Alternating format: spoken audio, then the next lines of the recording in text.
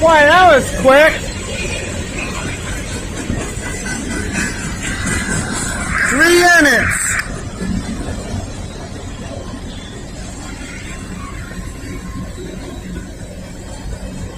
That is the train that holds the empty coal cars back from the Tidewater area to the coal fields of Virginia and West Virginia.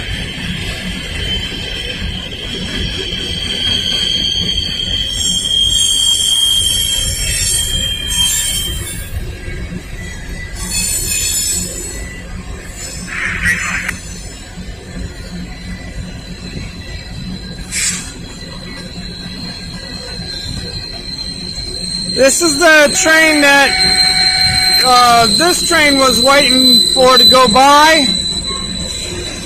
Once they go by and they're past the defect detector, they'll be allowed to go slow.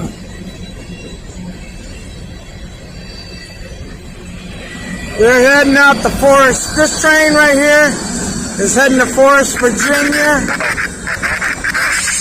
to deliver this to a couple customers on a spur line.